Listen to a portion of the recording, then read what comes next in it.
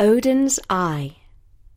Hello, this is Elizabeth, and I'm here with another myth about the Norse gods. This one tells the story of how Odin, the chief of the Norse gods, gained true wisdom, but only by paying a very high price for it. The Norsemen lived long ago, roughly halfway between the time of Jesus and today. They mostly came from the countries that are part of Scandinavia, which is now rich, but was then very poor. Most people, except the kings and jarls, or chiefs, had a constant struggle against the cold and against hunger and disease. Because they were so poor, many Norsemen sailed away. These were the Vikings. They journeyed in longboats, looking for somewhere easier and perhaps warmer to make a living. Some went to Britain, and to other parts of Europe, including Normandy in France and Sicily, and some went to Greenland, and all the way to North America. The Vikings had several gods, the chief of whom was Odin. There are lots of different stories about him, but in every one fact remains the same, and that is that he only had one eye. This is because he had sacrificed the other one to gain wisdom in order to save the world. And this story tells you how it happened. Odin lived in Asgard, the home of the Norse gods. As well as being god of war, battle, victory and death, he was also the god of magic, poetry, prophecy and wisdom. Like most of the gods, he didn't stay in Asgard all the time. When he came down to earth, which they called Midgard, he wandered about in a long dark blue cloak with a beautiful silver clasp with letters called runes engraved on it. These runes contained magic spells. Odin's cloak had a hood to keep him dry, as umbrellas hadn't been invented then, and a traveller's stick to help him beat back the bushes and branches as he walked along, for there were no roads like there are today. As Odin was the father of the gods, we imagine him to look quite old, which maybe he was, and maybe he wasn't, for gods are immortal, aren't they? Odin is often pictured with a very long white beard which reached down below his knees. You could say he looked rather like Gandalf. Tolkien did, who wrote the book Gandalf is in, so he ought to know. Or you might say that he couldn't possibly have had such a long beard, as it was bound to get tangled and dirty. Though perhaps as he was a god, he could keep it clean. Or you could say, what is definitely true, that he was very good at disguising himself, and he could, and often did, look quite different. Sometimes Odin didn't use his stick, but rode his wonderful magic horse, Sleipnir, which had 8 legs and was terribly fast. Whether he was just fast anyway, or whether it was because he had 8 legs, I don't know. Though I do know that if I had 8 legs, I would trip up. Anyway, Sleipnir was so fast that Odin just flew along, or perhaps he just flew. After all, Sleipnir was a magic horse. Some people think he was the forerunner of the reindeer that pull the sleigh of Santa Claus. All the same, Odin sometimes got tired of walking and riding about. One day, when he was really fed up with wandering, he had a good idea.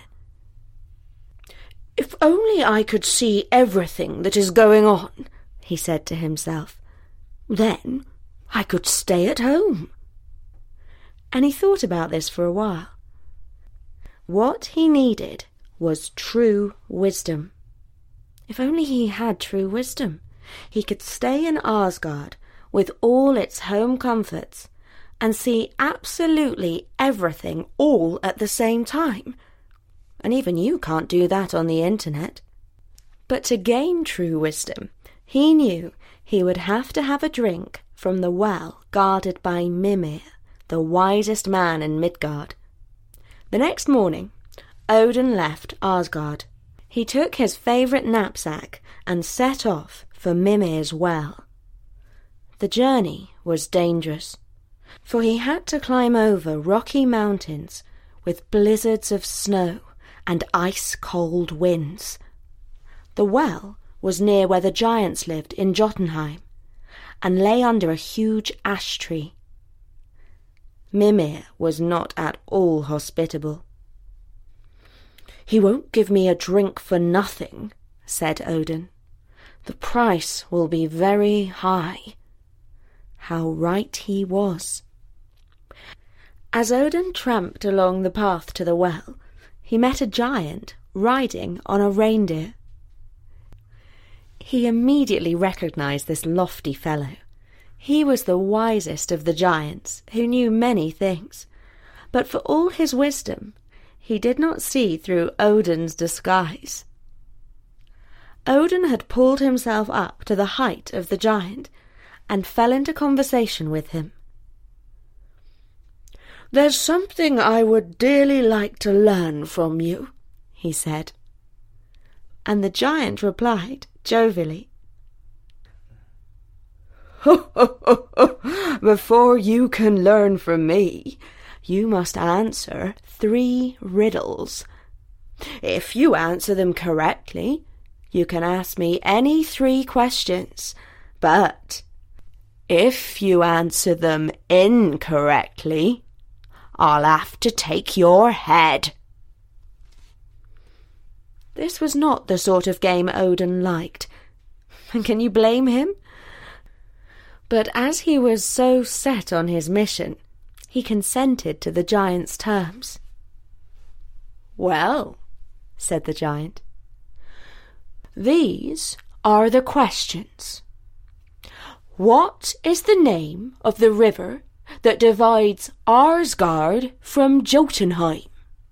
What are the names of the horses that day and night drive across the sky? And what is the name of the plain on which the last battle will be fought?"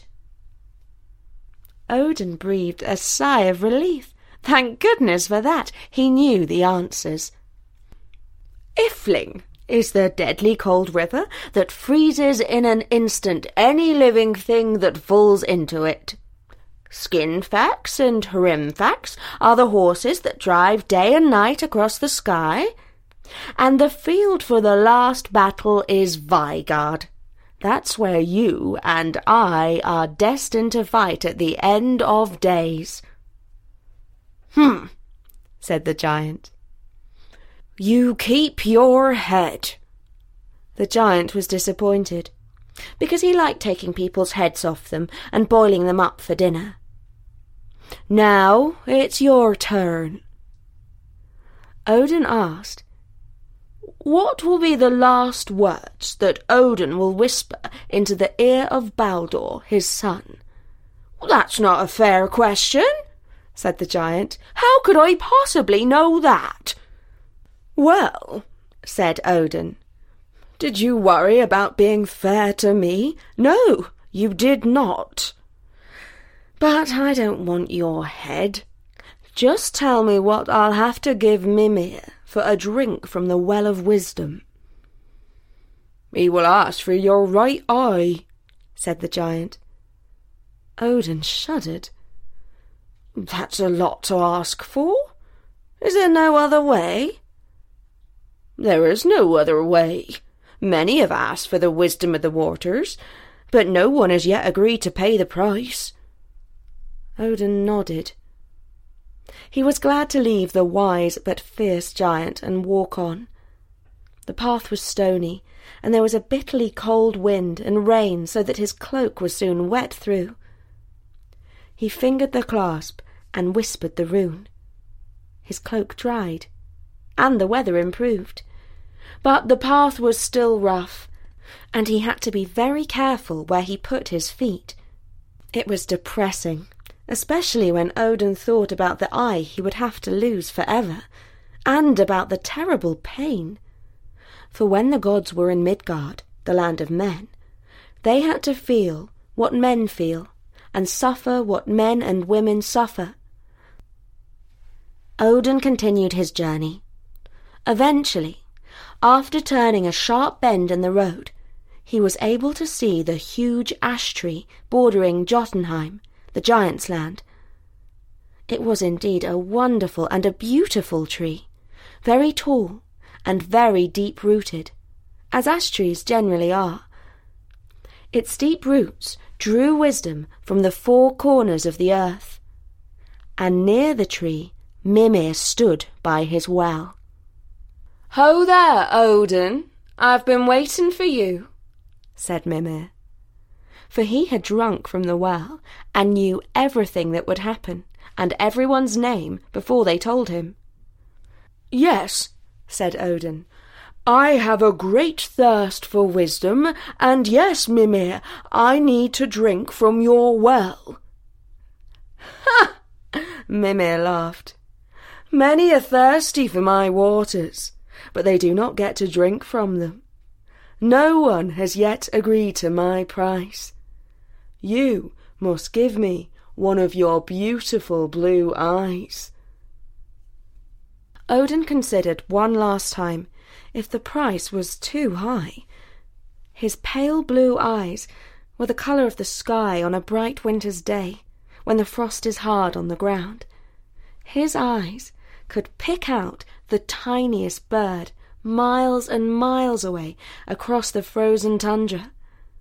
If a human, or even a god, looked him in the eye, they could not but feel a kind of awe. But, in the end, he did have two of them.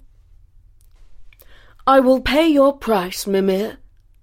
And so saying, he tore his right eye from his head. The agony was searing. He gave it to the guardian of the well. Mimir handed him a horn brimming with the waters of wisdom. Odin took a deep drink. Immediately, he saw everything that had happened, and everything that was in the future. Most people don't want to know the future, as some of it is not good news. But some people do, and try to find it out, one way or another. Usually it does them no good, and my advice to you is to keep away from fortune-tellers. But Odin was not a person, he was a Norse god, and when he saw the joy that would come to him, he laughed with happiness. But seeing all the sorrows and troubles that would happen to humankind, he also knew what he could do to help. For even though the gods really have no need to trouble themselves about us mortals, and our puny lives and petty sufferings, they do actually care, at least some of the time. After he drank from the well of true wisdom, he knew that he must never let evil get the upper hand in the world of the humans on a permanent basis.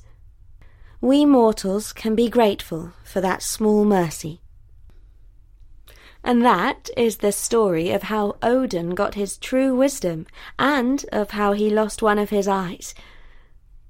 It is just possible that that is how he got his name too, for Odin, or Odin, in Russian means one.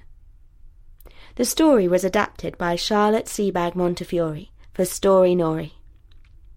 I do hope that you enjoyed this Norse myth. And there are many other myths, including stories from the ancient Greek world, that you can hear for free on storynori.com. But for now, from me, Elizabeth, bye!